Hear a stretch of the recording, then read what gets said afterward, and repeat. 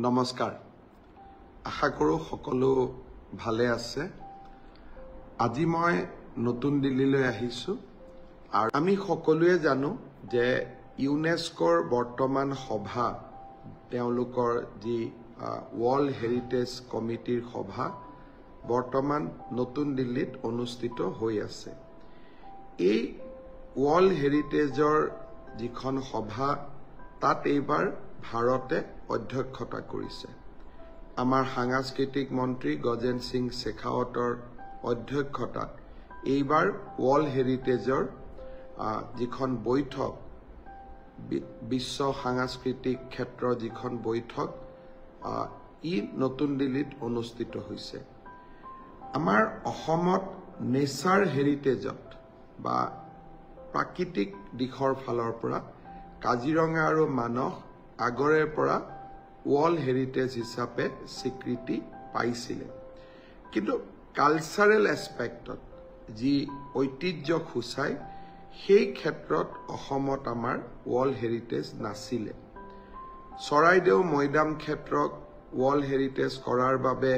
মানুহৰ দাবী আছিলে অসমৰ মুখ্যমন্ত্ৰী হিচাপে প্ৰধানমন্ত্ৰী নৰেন্দ্ৰ মোদী ডাঙৰীয়াক যোৱা বছৰ মই অনুৰোধ কৰিছিলো যে আপুনি চৰাইদেউক ভাৰতৰ মনোনয়ন দি বিশ্ব ঐতিহ্য ক্ষেত্ৰৰ বাবে ভাৰতৰ একমাত্ৰ মনোনয়ন হিচাপে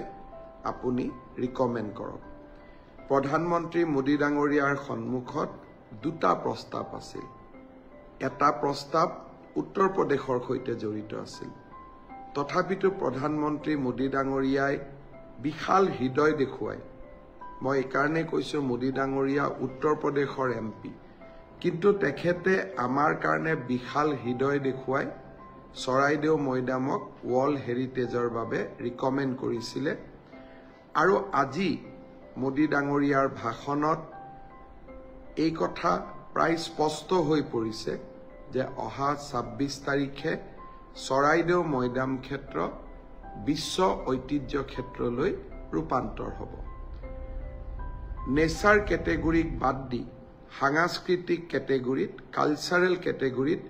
এয়া অসম আৰু উত্তৰ পূৰ্বাঞ্চলৰ প্ৰথম ওয়াৰ্ল্ড হেৰিটেজ বিশ্ব ঐতিহ্য ক্ষেত্ৰ হ'বলৈ গৈ আছে লাচিতৰ ৪০০তম জন্ম জয়ন্তীয়ে হওক বা চৰাইদেউ মৈদামক বিশ্ব ঐতিহ্য ক্ষেত্ৰলৈ ৰূপান্তৰ কৰাত আমি যি কিঞ্চিত বৰঙণি যোগাব পাৰিলো মই ভাবো মোৰ এই ৰাজনৈতিক জীৱনৰ এক বিশাল প্ৰাপ্তি হৈ ৰব ৰাজনীতি এৰাৰ পিছতো যিকেইটা কথালৈ যে মুখ্যমন্ত্ৰী হৈ থকাৰ সময়ত কোনখিনি ভাল কাম কোনখিনি অসমৰ কাৰণে সেৱা আগবঢ়াব পাৰিলো তাক যেতিয়া চিন্তা কৰিম লাচিতৰ ৪০০তম জন্ম জয়ন্তী চৰাইদেউক বিশ্ব ঐতিহ্য ক্ষেত্ৰলৈ ৰূপান্তৰ আদি ঘটনাবিলাকে মোৰ মানস পটত সদায়